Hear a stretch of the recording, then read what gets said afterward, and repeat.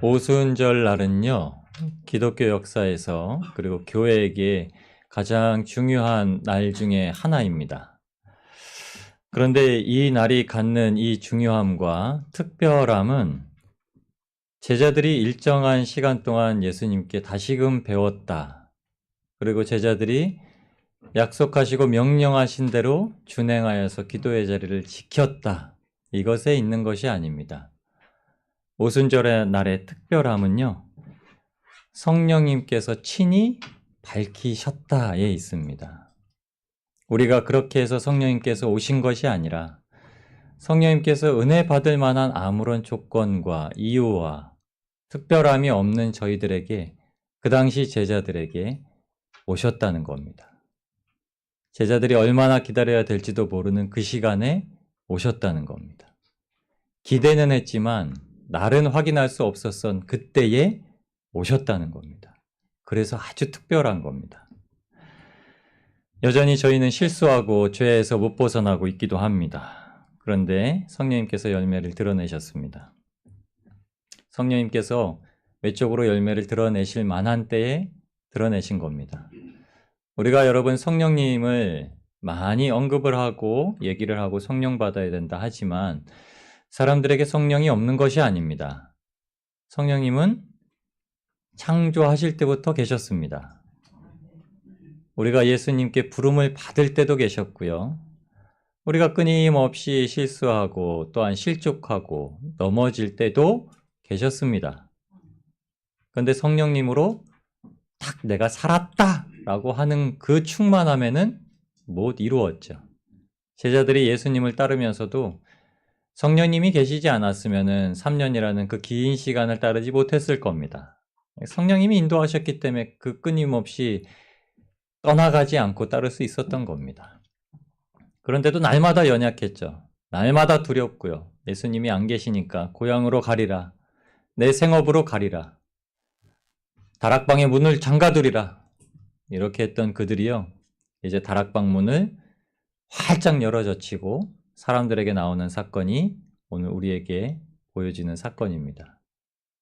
이 사건이 바로 성령님께서 오신 것이 아니라 성령님께서 이제 드러내신 사건입니다.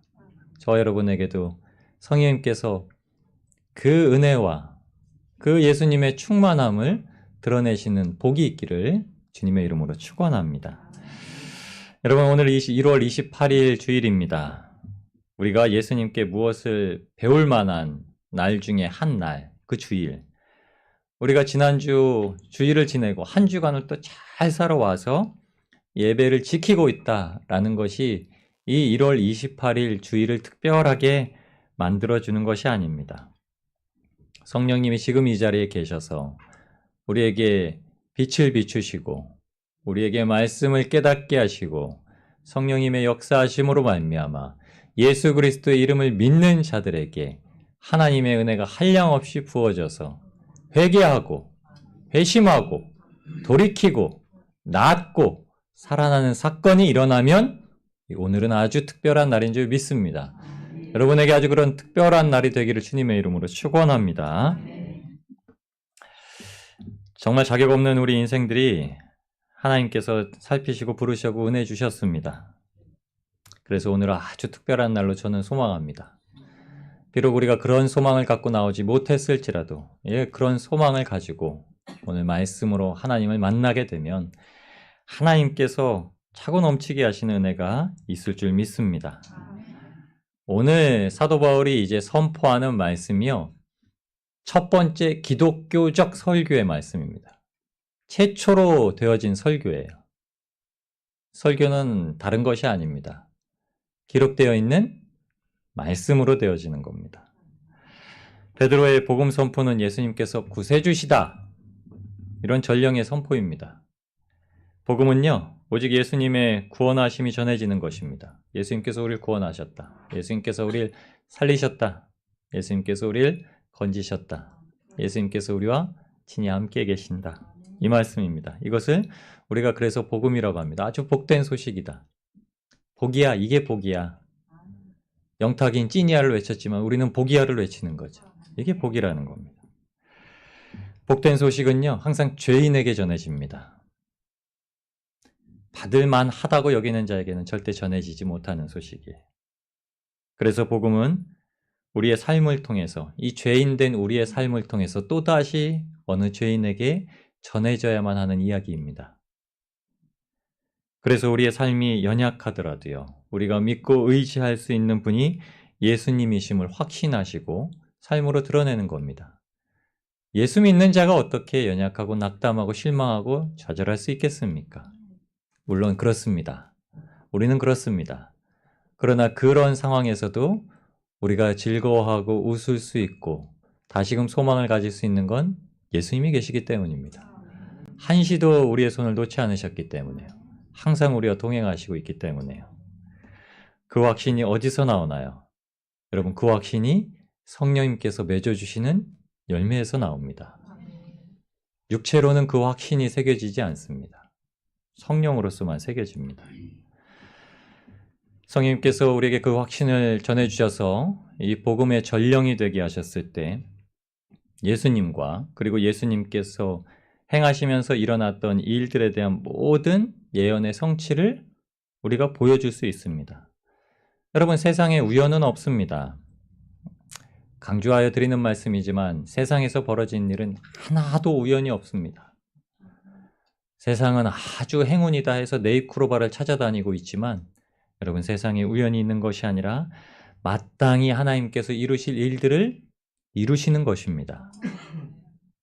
예수님께서 구원하신 자들에게 벌어지고 나타나는 일들은 구원과 반드시 관련지어져 나타납니다. 안 좋은 일이 생기면 구원을 위한 이유가 있는 겁니다. 하나님께서 섭리하시고 목적을 이루어 나가시는 일이 독생자 예수님을 우리에게 보내시겠다는 예언, 그리고 그 예언이 종의 형체를 지니고 이 땅 가운데 오셔서 죄인들을 대신하여서 죽고 부활하신 그 일의 성취를 우리에게 보여주셨다는 겁니다. 이게 우리가 베드로의 오늘 말씀을 통해서 보일 수 있는 사실입니다. 예수님에 대해 예언된 것, 그리고 그 성취된 것. 여러분, 그리고 두 번째로 오늘 사건에서 보는 건요, 예수님으로 인해서 새로운 시대가 열렸다는 거예요. 여러분, 이 마가의 다락방 오순절의 역사와 베드로의 첫 설교가 이루어진 이후에 이제 새 시대, 뉴 에라라는 시대가 열렸습니다. 이 시대부터 이제 성령님께서 직접 개입하셔서 일하는 시간이 벌어져요. 성령님의 역사는 소멸되지 않았습니다. 지금도 성령님의 역사는 이루어지고 있습니다. 무엇으로 어떻게 이루어지느냐? 기대하고 소망하시는 만큼 이루십니다. 기대하고 소망하시는 만큼 성령님은 그 일을 이루십니다. 그리고 주님께서 죽고 부활하시고 승천하셨다는 것입니다. 주님께서는 죽고 부활하시고 승천하셨다. 우리의 죄를 사하시고 우리를 의롭다 하시고 죄인을 의롭다 하시고 하나님께 멀어져서 천국에서 쫓겨난 자들이 다시금 하나님과 화목해서 천국으로 들어가게 되었다. 이 사실입니다. 확신하십니까? 확신하여도 이걸 끝까지 붙드는 게 중요하다는 거예요. 지금 내가 섰다라고 생각할 수 없다라는 거예요. 이게 베드로가 선포하는 내용입니다. 네 번째는 그 기업을 완성하시기 위해서요, 주님께서 반드시 오신다. 요엘서 2장 28절에서 32절, 오늘 베드로가 인용한 말씀이 그 말씀입니다. 반드시 오신다. 주님은 반드시 오셔서 이곳을 완전히 뒤바꿔 놓으신 이후에 새하늘과 새 땅과 새 예루살렘을 이루신다. 주님은 반드시 오셔야만 한다. 우리가 무작정 주님께로 가고 끝나는 게 아니다. 주님은 먼저 간 자들과 함께 이 땅에 반드시 오신다. 그 사실입니다. 그래서 구원은 오직 여호와께만 있다. 이 땅의 모든 신들로 지칭하는 자들이 많지만 구원은 오직 예수께만 있다. 이 사실입니다. 철로역정이라는 소설을 쓴 존 버년 목사님이 있습니다. 이 목사님이 젊은 시절에 길을 갈 때 이 심이의 이 마음 귀에 이 음성이 들렸다고 합니다. 버년아, 네가 죄를 버리고 천국에 가겠느냐? 네가 죄를 지고 지옥에 가겠느냐? 이 말씀이 얼마나 무섭게 들렸던지요. 제가 죄를 버리고 천국에 가겠습니다. 다짐을 하고 그때로부터 하나님의 말씀대로 살아나고 감옥에서 철로역정이라는 책을 짓습니다. 그 순례자의 길에 절대 쓰러지고 낭망하고 여기 빠지고 저기 빠지고 속고 그래도 절대 그 천국 도성으로 가는 길을 멈출 수 없다 라고 한 책을 쓴 겁니다. 오직 예수님을 의지하기로 결단했습니다. 그리고 성령님께서 그 일을 존 버년에게 했듯이 저 여러분에게 행하고 계십니다. 여러분 죄를 버리고 천국에 가시겠습니까? 죄를 지니시고 지옥에 가시겠습니까? 선택을 한다라고 한다면 무엇을 선택하시겠습니까? 여러분이 어떻게 고백하시겠습니까? 저는 당연히 죄를 버리고 천국에 가겠다 고백할 겁니다. 후자를 선택하는 자는 참 미련한 자죠. 세상 사람들이 근데 미련한 편을 선택합니다. 예수 안 믿어도 그냥 내 살대로 사는 대로 살다 갈 것이요. 이렇게 얘기를 합니다. 여러분 오늘 말씀을 통해서 우리는 세상과 다르다는 것을 첫 번째 아시고 그러면 우리가 성령님께서 역사하시는 대로 은혜를 받아 살면 어떤 자들이 되는지 본문에서 베드로를 통해서 일하신 일로 말미암아 우리가 나누려고 합니다. 첫 번째입니다. 예수님을 사랑하는 건요. 성령님을 통해서 이루어집니다. 성령님으로 말미암아 예수님을 사랑하고 그 예수님을 사랑하게 된 자는 첫 번째 담대해집니다. 여러분 14절 말씀에 베드로가 11사도와 이제 서서 이야기합니다. 그들이 모였던 마가의 다락방에서 기도를 하고 있었죠. 기도를 하고 있는데 성령의 불이 임하셔서 어떻게 했죠? 서로 각기 다른 언어로 그곳에 모여있는 모든 사람들이 들을 수 있는 각기 다른 12가지 혹은 그 이상 12명의 제자들뿐만이 아니라 그곳에 함께 있던 다른 120문도에 포함되어 있던 사람들의 입술을 통해서도 다른 방언들이 나왔다는 겁니다. 그 당시 그곳에 있었던 다른 민족, 언어가 15개, 16개 정도가 됩니다.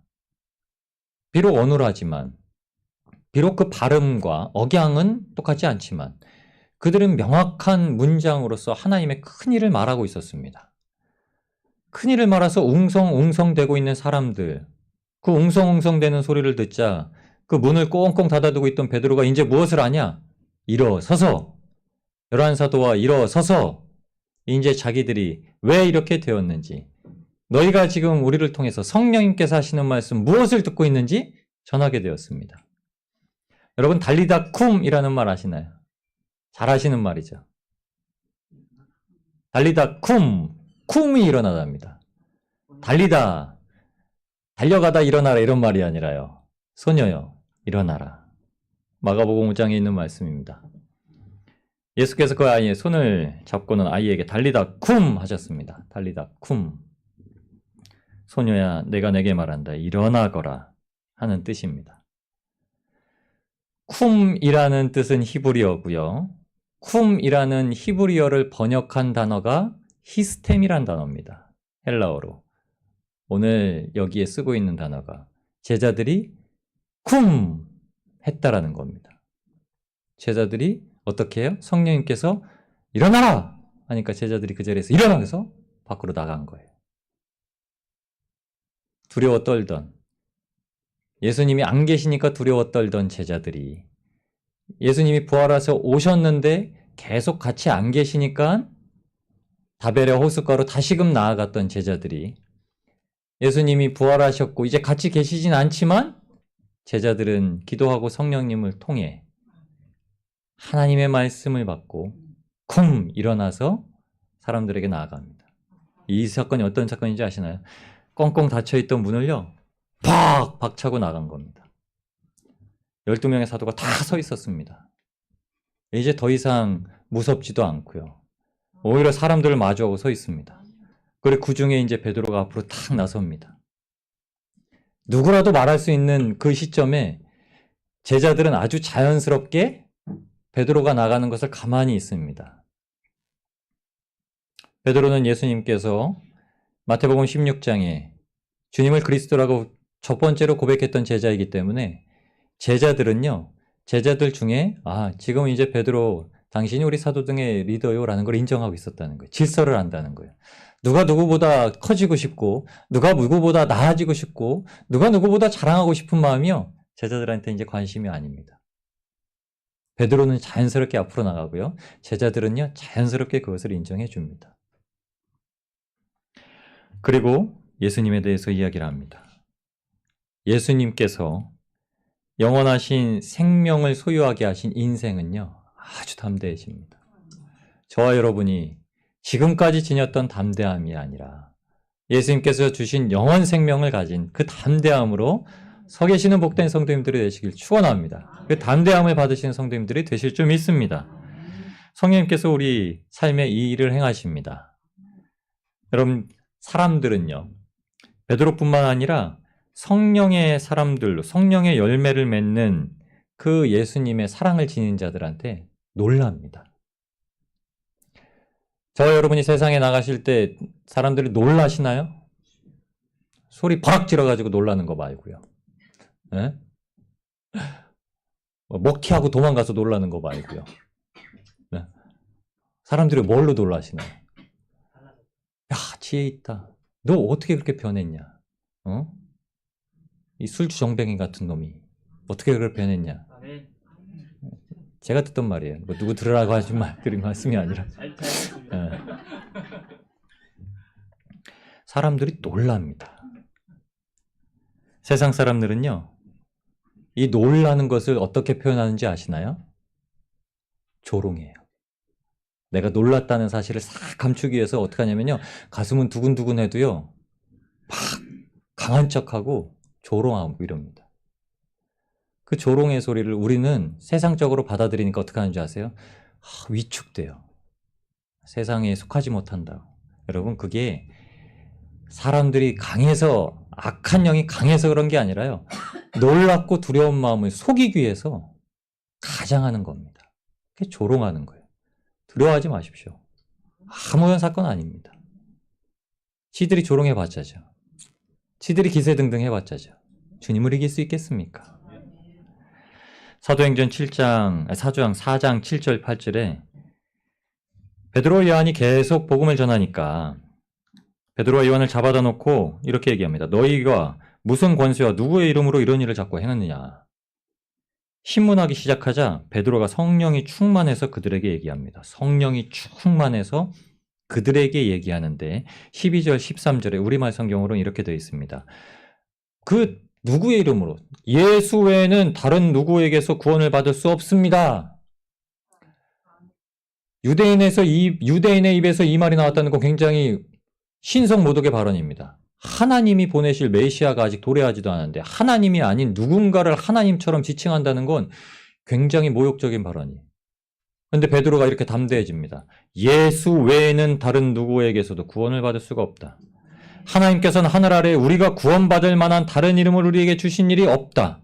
이렇게 얘기합니다. 하나님께서는 보내실 메시아 외에는 그 일을 주시지 않는데 그 메시아가 누구냐? 바로 예수 그리스도다. 우리가 증인이다. 그때 그 성전을 맡은 자와 그 제사장들이 이렇게 얘기합니다. 그들은 베드로와 요한이 아무런 교육도 받지 않은 평범한 사람인 줄 알았는데 그렇듯 용기 있게 말하는 것을 보고 놀라지 않을 수 없었습니다. 그리고는 이게 중요합니다. 이전의 삶에선 전혀 그냥 사람들한테 인식도 안 되던 그런 사람들이요, 이제 인식이 됩니다. 그러고는 비로소 그들이 과거에 예수와 내내 함께 있던 사람인 줄 알게 됐습니다.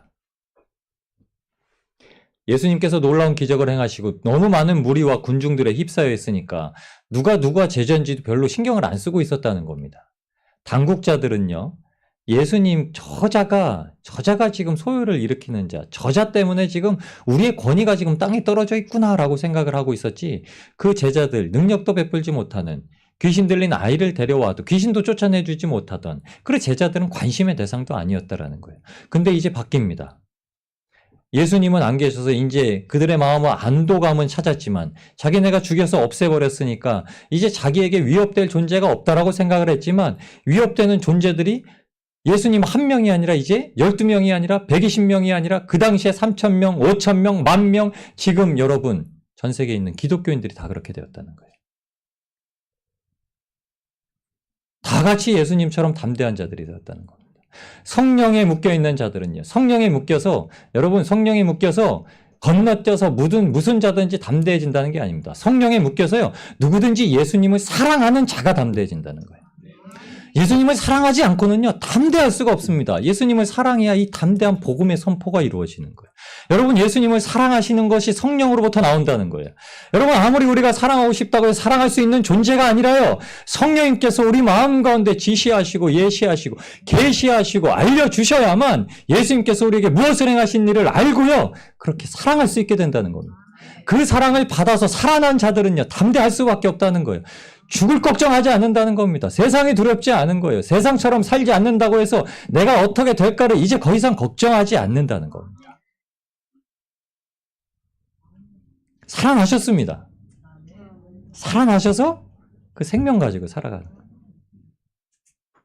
지금까지 무서워하셨던 게 뭡니까? 지금까지 두려워하셨던 게 뭡니까? 지금까지 위축되셨던 게 뭡니까? 지금까지 소극적이셨던 게 뭡니까? 곰곰이 생각해 보세요.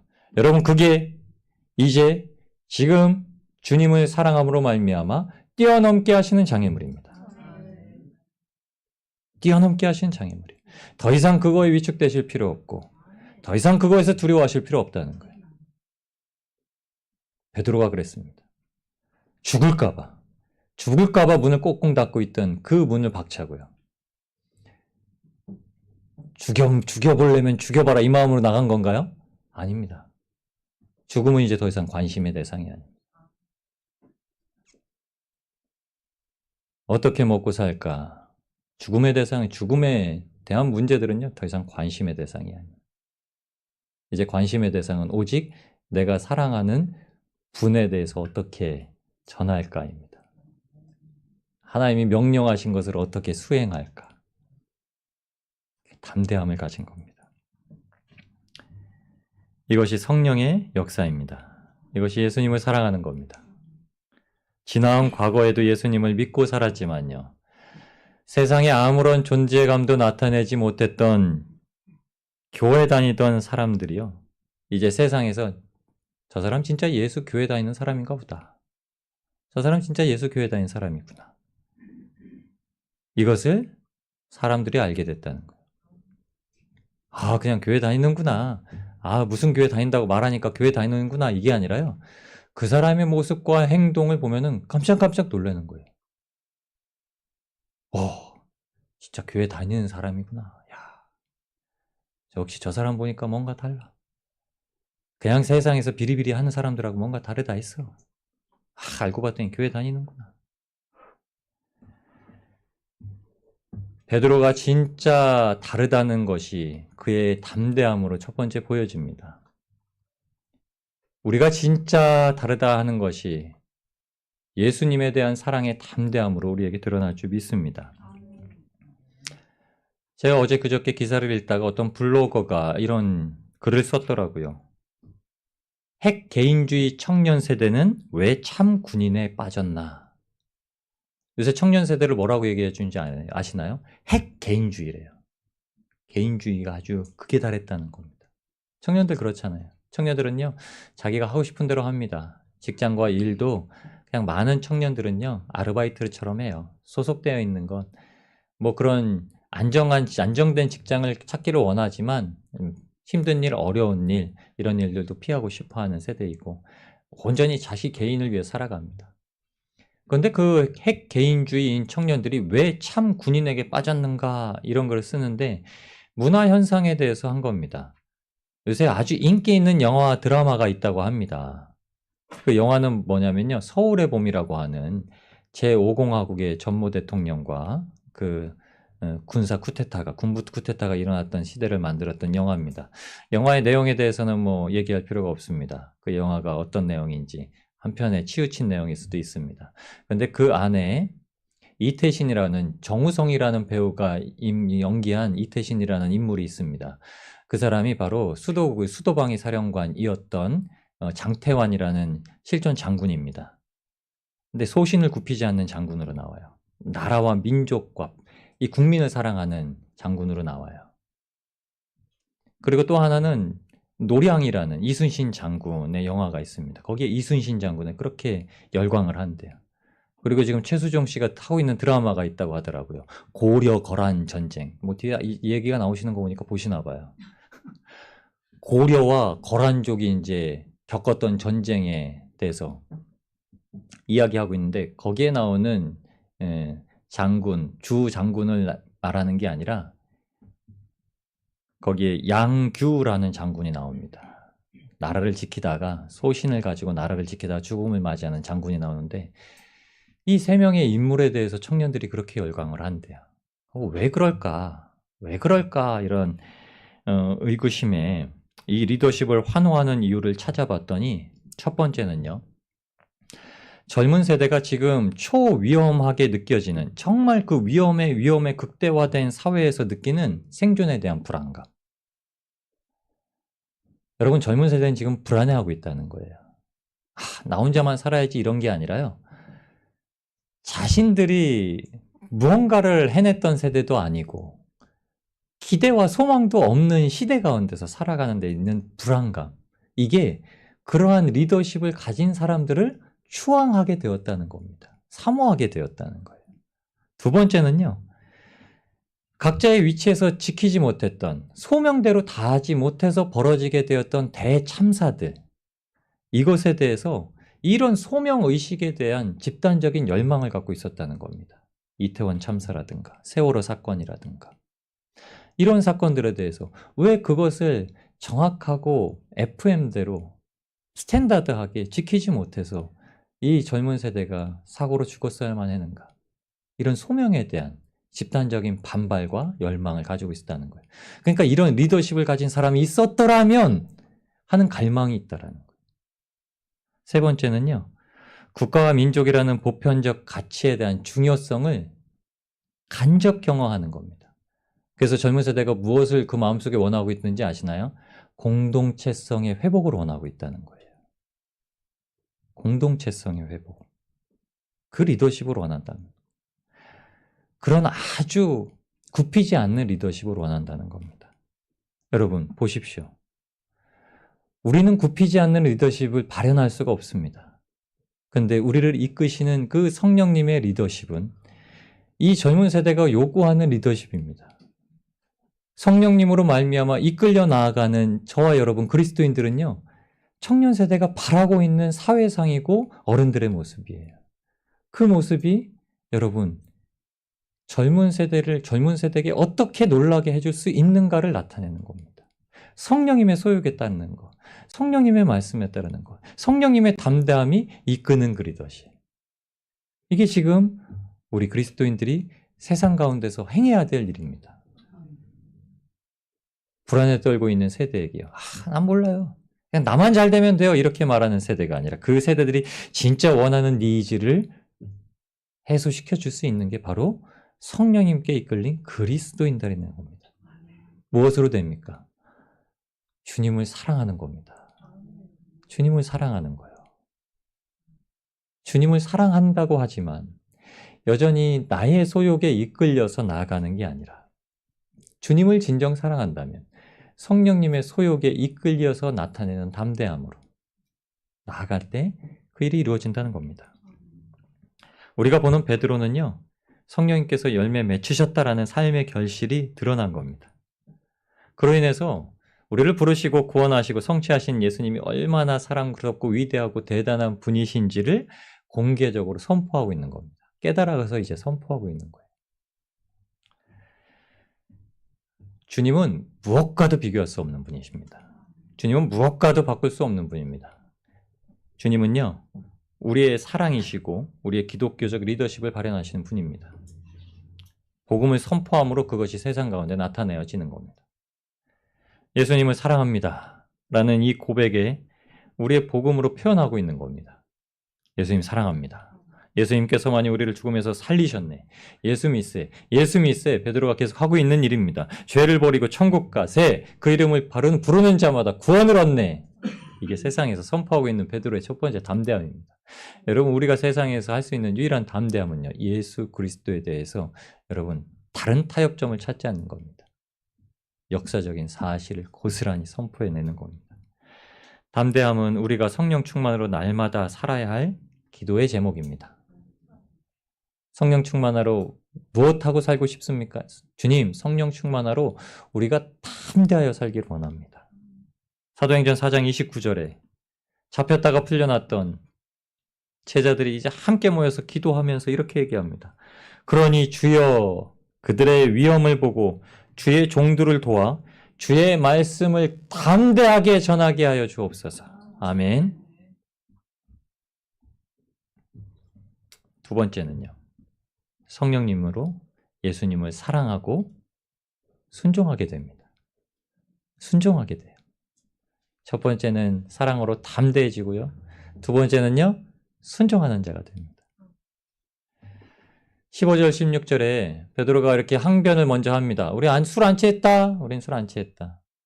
이 말이 왜 나왔냐면요. 13절에 지난주 마지막 절수 말씀으로 보신 13절에 아이고 저 사람들 저거 새술에 취해가지고 아침부터 저렇게 혀꼬여긴 소리하고 있네. 이렇게 조롱하고 있었던 겁니다. 그들에게 베드로가 이렇게 말합니다.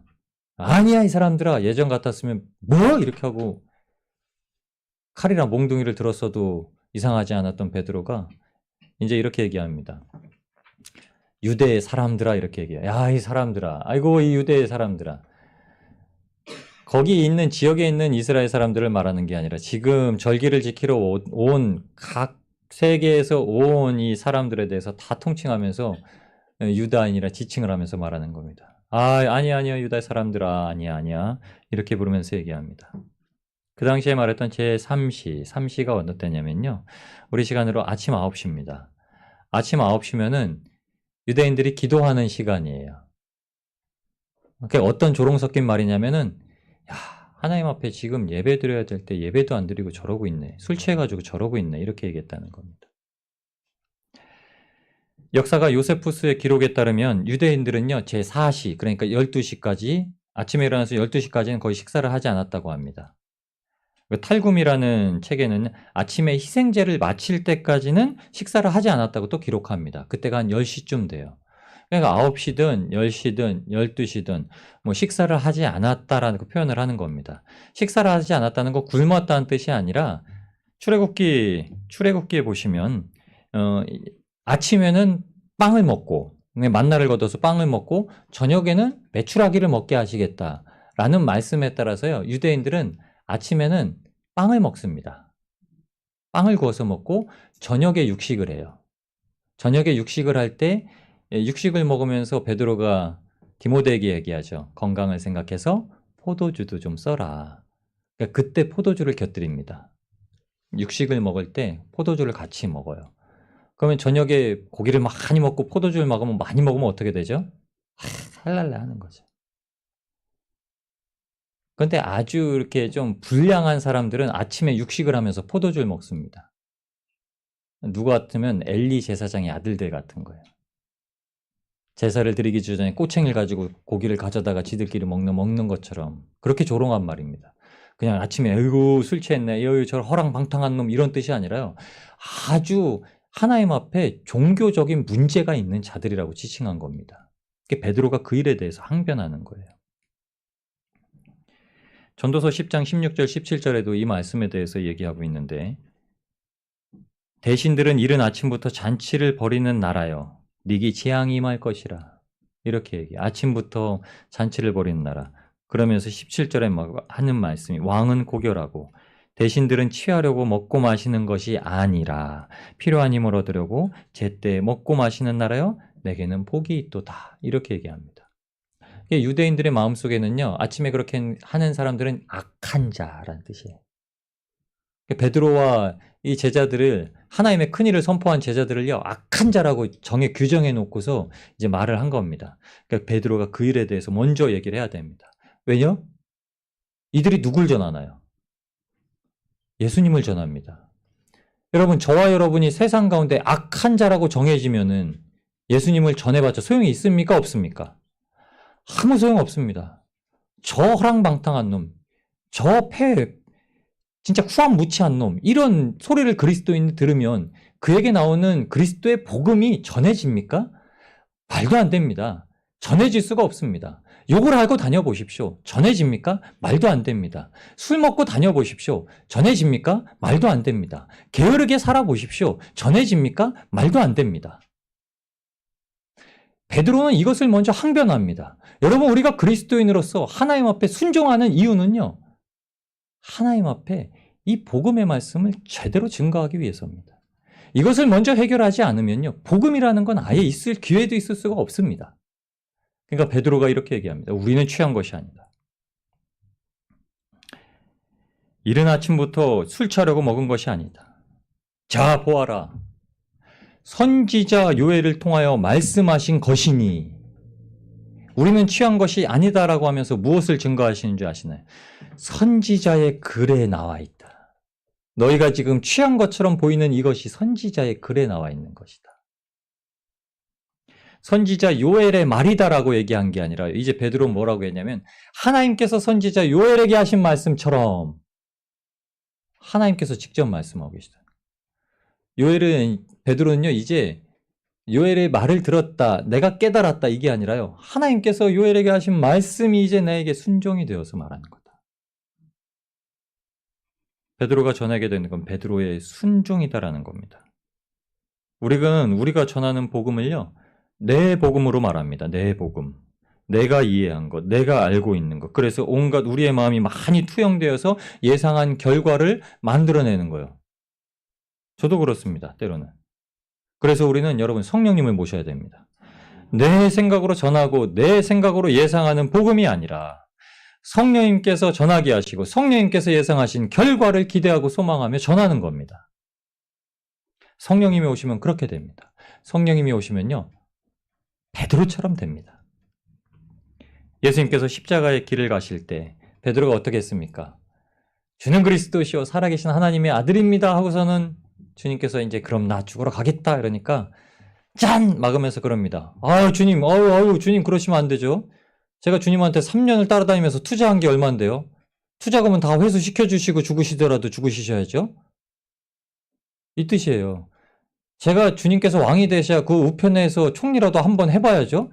어쩜 이러십니까? 제가 그것 보고 지금까지 주님을 따라왔는데요. 그러니까 죽으시면 안 돼요. 이거예요. 베드로가 예수님께서 죽으시는 게 너무 마음에 아팠던 걸까요? 아니면 베드로가 이제 받지 못하게 될 상급이 아까웠던 걸까요? 베드로가 주님을 사랑했다면요, 주님이 돌아가시는 게 너무 슬프고 애통하고 원통하고 이건 절대 이뤄서는 안 되는 일이다. 내 사랑하는 자가 나를 구원하시니까 죽으면 안 된다라고 막은 게 아닙니다. 여러분, 지금 우리가 예수님을 그렇게 전합니까? 주님께서 나를 죽으셨는데 내가 무엇을 받을 것 때문에 아니라 예수님께서 나를 위해서 살리신 것 때문에 내가 지금 모든 것을 감수하고 순종하며 살아갈 수 있다. 전자와 후자는 영원히 다릅니다. 주님께서 우리에게 성령을 보내셔야 우리가 하나님의 말씀대로 복을 받고 살죠. 이것과 주님께서 이미 우리에게 모든 복을 주셨는데 주님이 저를 떠나가시면 제가 어떻게 살아갑니까? 이것과는 다른 것. 전자는 순종하지 못합니다. 전자는 마음의 욕심에 순종해요. 내 생각에 순종해요. 그러나 후자는요, 성령님께 순종합니다. 말씀에 순종합니다. 내가 비록 손해를 보더라도 이 내 참는 게 너무 힘들고 어렵더라도 순종합니다. 성령은 그렇게 만듭니다. 베드로가 혈기가 드러낼 것 같은 장면에서도 또 이렇게 얘기합니다. 우리에게 소망을 주시는 겁니다. 베드로도 하물며 이 성격 급한 베드로도 그렇게 만드셨는데 성령님이 베드로보다 조금 못한 우리들은 또 어떻게 만드시겠냐는 겁니다. 베드로도 발끝만치도 따라가지 못하는 저는 하나님이 또 어떻게 만들어 가실 거냐, 이 기대가 있다는 거예요. 하물며 여러분들은 또 하나님께서 어떻게 만들어 가실 거냐, 여러분 어떻게 순종하게 하실까, 기대가 되지 않으신가요? 저도 기대가 됩니다. 저도 좀 순종을 해야 되는데 여전히 제 생각대로 살아가는 것이 많은 인생이 하나님 앞에 순종되어지는 인생으로 살아가면 얼마나 큰 복입니까? 제 스스로가 얼마나 놀라겠습니까? 베드로는 또 얼마나 스스로가 깜짝 놀랐겠습니까? 자기 입에서 술술 나오는 주님의 말씀을 전할 때 얼마나 깜짝 놀랐겠습니까? 요엘서 2장 28절에서 32절까지의 말씀을 그냥 술술술술 내뱉는데 본인이 얼마나 깜짝 놀랐겠습니까? 베드로가 한 게 아닙니다. 성령이 말하게 하심을 따라. 여러분, 우리 인생 가운데 주님을 사랑하면요, 예수님을 내 생명보다 더 사랑하면요, 성령의 말하게 하심을 따라 순종함이 이루어지는 줄 압니다. 저 여러분이 그 순종하는 자리에 들어갈 수 있게 되길 주님의 이름으로 축원합니다. 사도행전 2장 4절 앞절에 이렇게 말씀하신 겁니다. 모두 성령의 충만함을 받고 성령께서 그들에게 말하게 하심을 따라. 따라 그들이 말하기 시작하니라. 따라 하시나요? 따라 하시나요? 성령 충만은요, 성령 따름입니다. 이게 순종입니다. 순종이라는 말은 헬라어로 휘파쿠오입니다. 휘파쿠오. 피리를 불면 애들이 따라가게 되어 있죠. 휘파람 좀 연상해서 생각하십시오. 휘파쿠오는 순종입니다. 순종. 근데 이 순종이라는 말이 어디서 나왔냐면 히브리어 샤마, 샤마, 쉐마 이스라엘. 들어라 이스라엘. 뭘 들으라고요? 기록된 말씀. 참고로 아코라는 말은 들으랍니다. 아코라는 말이 들어라예요. 아코 이 말이 들으라는 말입니다. 근데 휘파쿠오 순종은 샤마 들어라에서 나온 말입니다. 22절에 이 아코라는 말도 베드로가 씁니다. 이스라엘 사람들아 이 말을 들으라. 베드로는 마치 모세처럼 선포합니다. 쉐마 이스라엘. 구세주 예수 그리스도께서 이 땅에 오신 소식을 들어라. 이스라엘아 들어라. 듣고 행하고 배우고 지켜 행하라. 그리하면 너희가 살고 들어가고 얻게 되리라. 여러분 지금 저희가 신명기 말씀을 통해서 계속 마음속에 담아두는 말씀입니다. 듣고 배워 지켜 행하라. 그리하면 우리가 살고 들어가고 얻게 되리라. 아멘. 이 말이 성령 충만입니다. 예수님을 사랑해서 순종하는 베드로에서 지금 입에서 나오고 있는 말이에요. 순종하는 베드로에서 입에서 나오는 말입니다. 베드로가 말하는 게 아니라 성령님이 말하게 하신 겁니다. 여러분, 저와 여러분이 말을 할 때 성령님께서 하게 하시는 말씀을 따라하고 계신가요?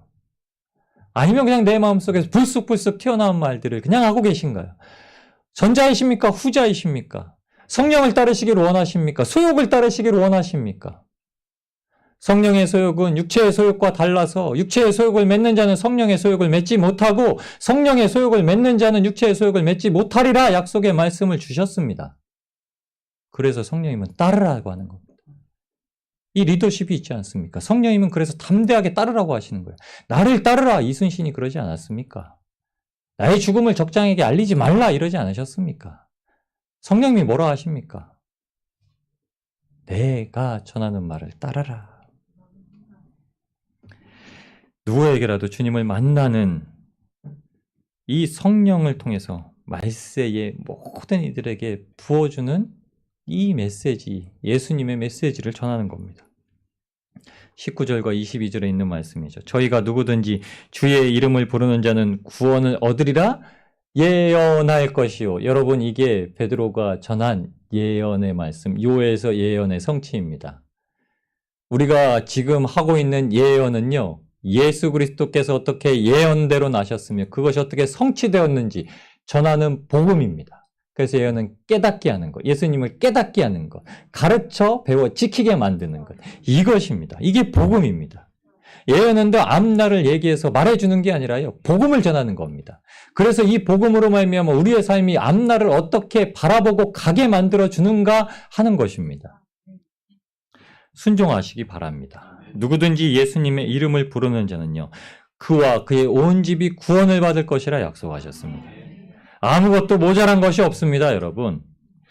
교회 다닐 필요 없어요. 나는 아무것도 모자란 것이 없어요. 라고 하는 자들에게 해결되지 못한 문제들, 죄의 문제들, 죽음의 문제를 해결하시는 분이 바로 예수님이십니다. 절벽에서 건지시는 분이, 사자굴에서 건지시는 분이, 사망에서 건지시는 분이 예수님이시다라는 걸 전하는 겁니다. 예수님을 사랑하면요, 순종하게 됩니다. 성령의 열매는요, 예수님을 사랑하는 겁니다. 사랑하는 것. 우리는 예수님의 말씀에 순종해서요, 그 말씀을 내 것으로 삼고요, 구원이 내 것이 되고요, 구세주가 내 것이 되고요, 나아가게 되는 겁니다. 주님 내 안에, 내가 주님 안에, 주님 내 안에, 주님, 내가 주님 안에, 주님이 내 것이 되고 내가 주님의 것이 되고, 이게 연합입니다. 이게 순종하는 자에게 하나님께서 들려주시는 사랑의 메시지입니다. 여러분, 그리고 세 번째, 성령님으로 말미암아 예수님을 사랑하고 성실해집니다. 담대해지고요, 순종하게 되고요. 세 번째로는 성실해지는 거예요. 하나님께서 말씀하신 이 요엘서의 말씀, 이것이 구원을 얻는 자에겐 여러분 이제 새롭게 다가옵니다. 새로워집니다. 요엘이 했던 말을 사도 베드로가 새롭게 해석해서 이제 이야기를 합니다. 요엘서 2장 28절에 그 후에라고 기록되었는데 17절에는 사도 바울이 이걸 뭐라고 얘기하시냐면 말세에 이렇게 얘기합니다. 말세에. 요엘서 2장 31절에 여호와의 크고 두려운 날 이렇게 되어 있었는데요. 이 크고 두려운 하나님의 크고 두려운 날이 베드로에게 어떻게 바뀌는 줄 아시나요? 우리 주 예수님의 크고 영화로운 날, 영광된 날. 예언서에는 아주 무서운 날이야 라고 말해놨는데요. 베드로는 이제 그게 무서운 날이 아니라 맨날 그 말씀을 볼 때마다 벌벌벌벌벌 떨었는데 무서운 날이 아니구나. 베드로가 한 말은 이제 그날은 영화로운 날. 32절에 여호와의 이름을 부르는 자에게 구원을 주시는 그 말씀을 베드로는 이제 하나님의 이름보다는 보다 정확한 이름을 불러라. 주, 예수님의 이름을 부르는 자. 아멘. 예수님의 이름을 부르는 자. 구원을 얻으리라. 여러분, 말씀이 해석된 겁니다. 여러분이 기록된 말씀이 해석이 된 거예요. 여러분, 기록된 말씀이 우리에게도 이렇게 날마다 해석되어지는 놀라운 은혜가 있기를 원합니다. 그거 놀랍지 않습니까? 어떻게 이렇게 얘기할 수가 있어요? 어떻게 두려운 날을요, 하나님의 영광스러운 날로 바꿀 수가 있습니까? 이게 베드로에게 부어진 성령입니다. 큰 날은요, 우주적인 뜻을 의미해요. 이 지구에만 국한된 게 아니라 우주적으로 일어나게 되는 그 일이 영광스러운 날. 근데 그날이 어떤 날? 말세. 주님 다시 오신 날. 주님이 오신 날. 지금 주님이 오셔서 승천하신 이때부터 얘기하는 겁니다. 이때부터 주님이 다시 오실 그때까지. 여러분, 말세는 그래서 주님이 오신 때부터 주님 다시 오실 때까지를 말세라고 하는 거예요. 주님이 다시 오시는 그 시점, 그 알지도 못하고 예상하지도 못하는 그때가 말세가 아니라요. 사도들이 왜 말세라고 오늘을 살았는지 아실 겁니다. 주님이 오셔서 성령님이 나타나신 날부터 끝날까지가 말세예요. 하나님의 은혜로 말미암아 그래서 오늘이 마지막으로 사는 성실함이 있는 겁니다. 담대하고 순종한 그가 이제 말세 신앙을 가지고 쭉 이어서 가는 겁니다. 말세 신앙이 쭉 이어져 가요. 성령으로 주님을 사랑하는 것이 우리를 신앙인으로서 아주 성실하게 만듭니다. 영으로 성실한 자는 육체로도 게으르지 않습니다. 그래서 무엇라고 고백하는지 아시나요? 요한계시록 마지막에는요, 마라나타, 아멘, 주 예수여 어서 오시옵소서. 어서 오시옵소서.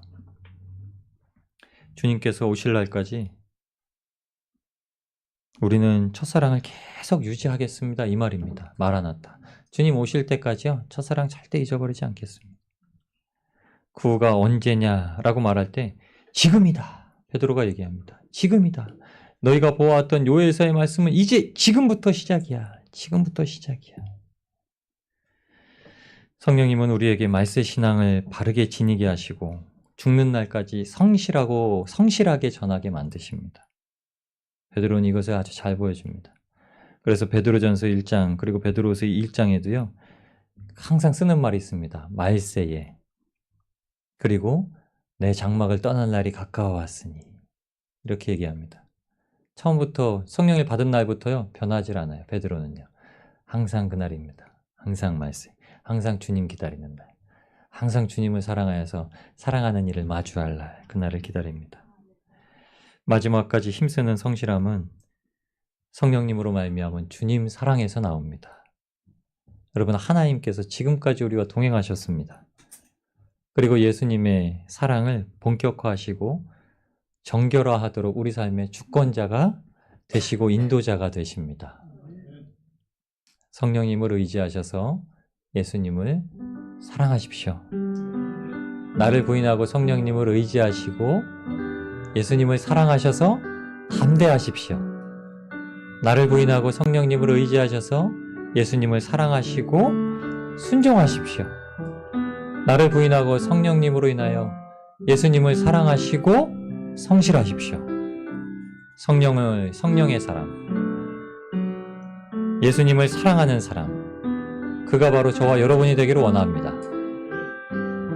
땅끝까지, 끝날까지 이 사랑, 이 사람을 유지하고 살아가는 복된 성도님들이 되시기를, 나를 사랑하시고 우리를 사랑하시고 부르신 자들을 사랑하시는 예수님의 이름으로 축원합니다.